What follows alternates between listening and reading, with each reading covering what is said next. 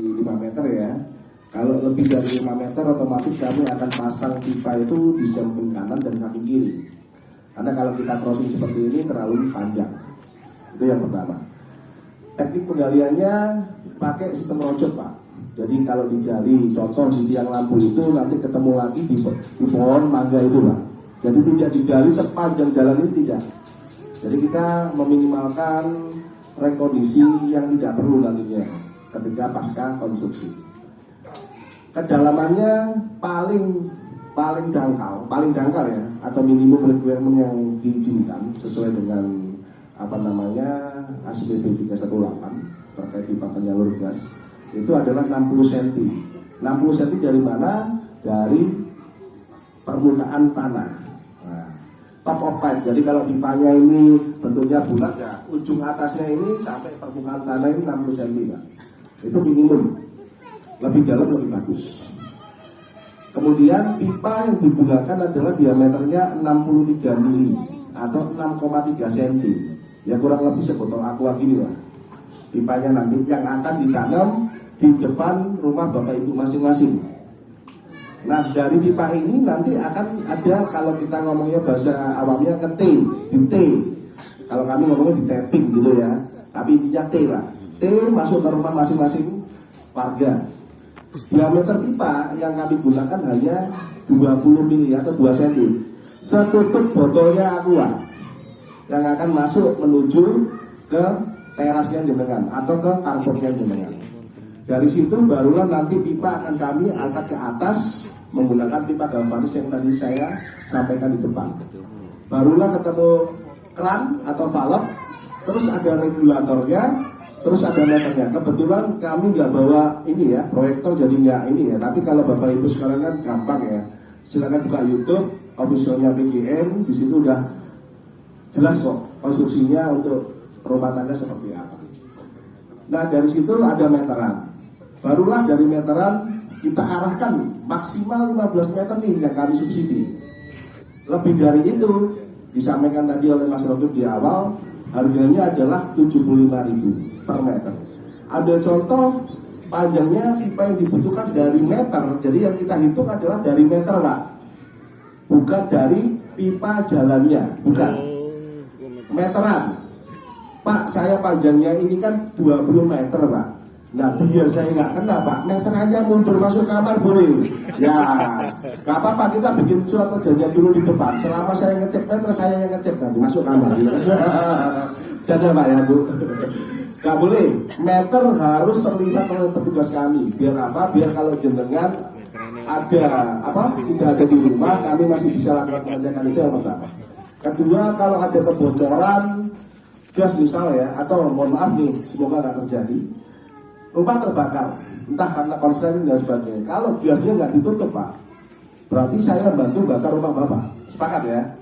Karena gasnya kan ngalir terus Pak. Nah, maka dari itu kran pengaman harus di luar rumah, nggak boleh di dalam bangunan.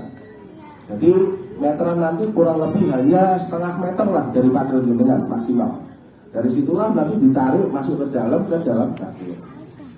Gitu ya, untuk konstruksi detailnya Pak. Nah dari situ nanti di ujung dapur pun ada kran lagi Pak. Ada 2 kran nanti, double kran jadi. Kalau contoh kita lagi mudik semua nih, wah udah nggak masak. Kalau listrik yang mati, MCB-nya kita matiin. Kulkas kita bersihin, kita cabut seminggu nih, lumayan kan hemat listrik. MCB-nya mati. Nah kalau gas bumi, gasnya dihabisin dulu, ditutup kran yang ada di dapur. Jadi nanti sebelum masuk ke meja dapur itu ada kran Pak, yang nanti akan jenengan sambung pakai selang LPG yang jenengan gunakan sekarang. Tadi disampaikan kan kompornya pakai kompor yang lama kan gitu ya. Cuma nanti akan kami setting kembali agar bisa menggunakan gas bumi. Kalau kompornya Pak, kompor lama apakah masih bisa dipakai? Bisa. Masalah layak nggak layak itu kami kembalikan lagi ke warga. Kalau kompornya sudah reot, sudah karatan, disentuh yang brodol-brodol ya mau ganti gitu. Karena apa? Karena yang gratis biaya konversinya hanya ketika gas ini. Ketika kompor reot tadi, misal gitu ya, yang sudah nggak layak pakai dengan paksa untuk konversi, sebulan lagi dengan beli kompor baru, mau minta konversi tidak ada gratis lagi. Gratisnya hanya 1 kali. Bayarnya berapa? Satu tungku apakah 25.000? Tidak, itu harga diskon. Satu tungku 100.000 Pak. Karena yang mengerjakan instalator kami, bukan PGN ya, yang mengerjakan instalator kami. Gitu Pak ya, jadi clear ya. Untuk tekanannya juga gitu. Tadi disampaikan tekanan paling tinggi di depan rumah jenengan hanya 200 milibar Pak. Contoh paling gampang, kita pernah kejadiannya konyol Pak. Karena pipanya ini kuning Pak warnanya. Pipanya warna kuning, serasa seperti keju. Dibikinlah sama tikus. Sudah bocor Pak ya. Nah warga ini kan suka bakar sampah di depan rumah. Dibakarlah di situ Pak. Ya nyaut lah Pak. Lama-lama kan gitu kan. Apinya cuma segini Pak. Segini ini. Bapak biarin aja nggak meledak. Jadi ada paradigma yang keliru di masyarakat pada umumnya. Ketika gas itu keluar apinya, lama-lama meledak, lama-lama no, tidak ada. Selama dia nyala terus justru nggak bisa meledak. Ada contoh paling gampang, kita pernah kalau lewat cepu. Tahu Pak ya, lewat cepu kan pasti ada api yang nyala terus itu. Memang gasnya sengaja dibakar. Kalau nggak dibakar justru bahaya. Gas itu kalau bocor kan bisa kemana-mana, tergantung angin bertiup Pak. Disuruh ke selatan ya selatan. Maka dari itu perlu dikontrol gas itu, makanya dibakar, di flare. Nah kalau sampai ini di sini bocor dan terbakar itu jauh lebih aman ketimbang bocor kita nggak tahu tempat bocornya di mana. Itu yang paling bahaya. Baik kalau bocor dan itu tidak bisa meledak ya Pak. Kecuali film Spider-Man Pak. Kalau film Spider-Man bisa meledak itu pipanya. Kita kebanyakan nonton USD Pak. Tapi kalau realnya nggak bisa Pak meledak. Yang bikin meledak kalau posisinya kondisi tertutup. Contoh, hari ini Bapak Ibu masih pakai LPG. Tahu nggak berat jenis LPG lebih berat dibandingkan udara? Kalau bocor berarti apa? LPG nggak bisa terbang Pak. Jadi kalau kita ngomong ini satu ruangan tertutup Pak ya, ini LPG di sini, saya buka, tak bocorkan sengaja. Pasti kan pertama kali ke atas ya, karena bertekanan. Sepakat ya Pak? Ketika tekanannya sudah habis berarti apa? Tidak ada LPG lagi yang nyembur. Betul ya? Ketika tidak ada angin, ini ruangan tertutup kan ceritanya, maka LPG itu akan perlahan-lahan turun Pak, sampai ke dasar lantai. Inilah yang terjadi. Kenapa di berita atau di Google sering terjadi ledakan tabung gas LPG. Yang meledak bukan tabungnya Pak. Tabungnya itu utuh Pak. Kalau gosong sih ya. Tapi kalau meledak enggak. Kalau itu tabung sampai meledak berarti kayak granat. Serpihan besinya kemana-mana. Yang bikin meledak adalah LPG-nya itu sendiri yang ada di dalam ruangan. Saya perokok Pak, kebetulan kalau kita korek itu kadang dijrek-jrek satu kali, jrek-jrek dua kali nggak nyala, ketiga kali yang terjadi nyalanya gimana Pak? Betul ya? Apalagi kalau satu ruangan penuh LPG, di situ ada titik api, maka yang bikin dia bisa menghancurkan tembok, mecahin kaca, jebolin plafon, itu sebenarnya api memakan LPG Pak. Jadi dia meminta-minta itu. Tabungnya itu utuh Pak. Bapak bisa cross check apa yang saya sampaikan ke teman-teman kepolisian, ke PNK. Kalau terjadi kebakaran karena tabung LPG, bagaimana tabungnya? Utuh atau pecah seperti granat?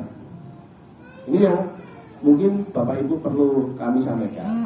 Jadi sementara kalau untuk menggunakan LPG, saran kami harus ada yang namanya angin-angin di bawah. Karena LPG nggak bisa naik. Ini berbeda terbalik dengan gas bumi. Kalau gas bumi beratnya lebih ringan daripada udara. Dan ini cocok dengan angin-angin yang jenengan punya di rumah. Semuanya di atas. Saya lihat di atas semuanya. Jadi kalau dia bocor, otomatis dia ke atas Pak. Yang bikin meledak itu kan kalau posisi terkumpul Pak. Itu kalau di training center kami, gas itu kita masukin ke balon. Balonnya kita ikat, kita lepas, balonnya terbang. Tapi ini jangan dicoba untuk anak ulang tahun ya Pak. Karena dia jadi masker, nanti digitukan meledak semua gawat ya. Jangan Pak ya. Ini training center aja. Nah balik lagi ke pertanyaan jenengan tadi. Jadi contoh tadi disampaikan 20 meter Pak. Nah hanya 5 meter kan bayar, kan gitu ya. Tinggal 5 meter dikalikan 75.000 berarti 375.000 gitu ya. Belum termasuk PPN ya Pak. Itulah nanti yang akan kami tagih di tagihan pertama tadi yang disampaikan Mas Nokim tadi di depan di awal. Jadi komposisi tagihan bulan pertama minimal ada 2. 1 tagihan gasnya sendiri, kedua cicilan jaminan, ketiga kalau ada penambahan pipa. Kalau nggak ada ya nggak kita tagih. Atau contoh lagi, Pak, kebetulan saya di rumah ada water heater, Pak. Pertanyaan berikutnya, water heaternya listrik apa pakai gas? Oh, pakai listrik, sorry, nggak bisa. Karena Pak, elemen pemanasnya beda antara penggunaan listrik dengan gas. Oh, saya pakai LPG, Pak. Nah, ini bisa. Bisa kami konversi sekalian. Jadi pipanya nanti kita take dari dapur menuju ke kamar mandi. Biayanya berapa, Pak? Untuk konversi water heaternya saja 75.000 per unit. Nah, kalau di rumah misal rumah tingkat atas bawah saya punya water heater Pak. Kalau 2 berapa? Tinggal dikali 75 dikali 2 150.000. Sudah termasuk pipanya. Oh sorry, pipanya dulu. Pipanya tinggal ditambah sendiri. Jadi gitu kan dari dapur ke kamar mandi berapa? Itu kali gitu ya Bapak Ibu ya untuk detail konstruksinya ya. Terakhir tadi terkait maintenance. Jadi maintenance yang kita laksanakan adalah 1 bulan sekali. Kita pisahkan mana maintenance, mana pencatatan meter ya Bapak Ibu ya. Kalau pencatatan meter kita sudah sampaikan tadi 3 bulan sekali. Berbeda dengan maintenance. Maintenance ini yang sifatnya ada yang preventif, ada yang non preventif. Kan gitu ya. Kalau preventif sifatnya di stasiun gasnya. Rutin. Sebulan sekali kami pasti ke sana untuk cek. Kalau listrik kita ngomongnya trafonya kan, gambarannya gitu ya. Kalau listrik trafonya lah gitu ya. Kalau kami bahasanya adalah regulating stationnya. Jadi dari situ baru kami mengalirkan ke sini Pak. Itu harus kami pastikan baik, bekerja dengan baik. Kalau itu sampai fail berarti di sini gasnya mati semua. Dan alhamdulillah mulai awal 2000 sampai hari ini Bapak Ibu yang punya keluarga, teman atau saudara, PPS, Pongangan, DKP, Randuagung silakan tanya yang pakai gas bumi, pernahkah mati 1 kali itu? Saya jamin jawabannya tidak pernah. Saya jamin nih Pak, gitu. Karena benar nggak pernah kita mati Pak. Jalan terus untuk rumah tangga. Berbeda dengan industri. Industri ketika kita ada masalah di sumur, Pak pemakainya besar Pak. Kalau rumah tangga tadi disampaikan paling banyak itu 15 satu bulan. Itu banyak banget Pak. 15 itu. Kalau industri Pak 1 juta Pak meter kubik. Contoh smelting, Petrookso. Nah itu pelanggan besar-besar kami di sini. Itu juga menggunakan gas bumi. Nah itu karena pemakaiannya sangat besar ketika ada sumur ini bermasalah Pak, otomatis kami harus mainkan kuota di sana. Yang biasanya bisa 100%, kami batasi cukup 60% Pak, biar takanannya bagus. Tapi kalau untuk rumah tangga, pemakaiannya sangat kecil, maka kami alirkan terus, tidak ada kami hentikan aliran satu pun. Gitu nih Pak. Terjawab semua Pak ya, 4 pertanyaannya tadi yang terlewat tadi. Sukses ya. Yang itu ya tadi ya Bu. Kalau sukses ya 50. Baik. Jadi untuk rumah tangga tarifnya flat. Mulai meter pertama, meter 1 sampai 50 tarifnya flat. Kalau contoh, ada contoh seperti PDAM ya, 1 sampai 10 sekian, 11 sampai 20 sekian, 21 dan seterusnya sekian, gitu ya. Untuk gas bumi 1 sampai 50 flat Pak, harganya 10.000. Barulah di angka 51. Ambil contoh kita misal pakai 60 meter kubik. 60 meter kubik berarti kalau hitung-hitungannya harga 10.000 Pak, berarti 600.000 dong tagihan saya. Tidak. Karena apa? Yang 1 sampai 50 tarifnya normal nih, tinggal dikali 10.000, 500.000. Sisanya kan 10 nih Pak, betul ya? 51 sampai 60 kan ada 10 meter kubik. Itulah yang dikalikan 20% dari tarif normal. Tarif normal 10.000 dikalikan 20% berarti 12.000. Jadi 12.000 dikalikan 10, 120. Jadi total tagihannya adalah 620. Nah, nanti bila mana tadi disampaikan bahwa dengan ada buka usaha-usaha kecil deh gitu kan, kayak laundry, kayak catering, warung dan sebagainya. Monggo, nanti bisa kami bantu Pak.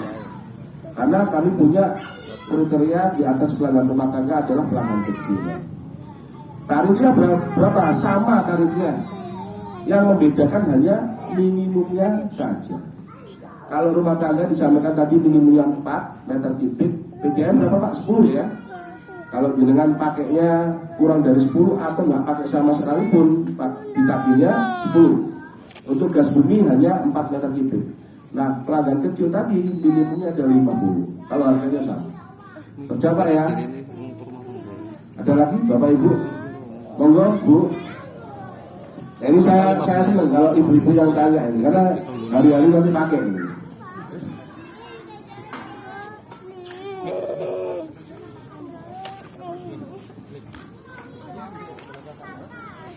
Assalamualaikum. Untuk pemasangan pipa instalasinya itu ke dapur, dari luar ke dapur itu harus bongkar izin apa enggak Pak? Sambut. Baik, jadi pemasangan pipa ini nanti harus terlihat, nggak boleh ditanam di tembok nggak boleh, ditanam di lantai nggak boleh, dipasang di plafon nggak boleh, harus terlihat. Ini yang jadi masalah biasanya. Biasanya banyak yang datang terus kemudian taruh, oh prosesnya kayak gini, aku tak mundur. Karena apa? Saya baru habis Pak pasang wallpaper ini 5 juta. Habis itu saya kasih pitakon bener, ya. Pusing kepala saya Pak, jangan. Nah gini Bapak Ibu, kami kasih trik biar secara estetika atau keindahan rumah itu tidak terganggu. Bapak Ibu bisa sediakan sendiri yang namanya kabel dak. Tahu ya kabel dak ya Bapak Ibu ya, yang tempat kabel yang bentuknya kotak itu loh, tahu ya. Nanti silakan beli yang ukuran 2 mili kali 2 mili. Nah, kalau di depan rumahnya ada tiang listrik, oke. gimana itu Pak bisa? Kayak ini ya, yang listrik itu ya, atau yang listrik kamu. Ini nggak ada masalah, Bapak Ibu. Yang listrik ini nggak ada masalah, nggak ada masalah. Saya kembali lagi ya ke pemasangan tadi ya, karena ini krusial. Biasanya Bapak Ibu akan mundur teratur gitu ya, ketika mengetahui proses pemasangan seperti itu. Jadi nanti triknya biar rumah jenengan tidak terlihat seperti nggak karu-karuan gitu ya, karena sudah kelihatan warnanya mencolok warna kuning gitu. Ini warna kuning memang standarisasi pewarnaan gas Pak ya, nggak ada urusannya dengan partai tertentu, nggak ada Pak gitu ya. Ya, memang belum masuk pemilu ini ya. Pipa ini nanti silakan kabel daknya dipasang dulu di dinding yang untuk dasarnya.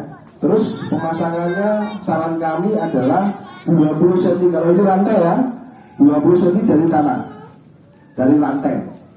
Jangan mau ketika tukangnya masang, biasanya tukang itu sakaratnya diri Bapak Ibu, karena dia borongan.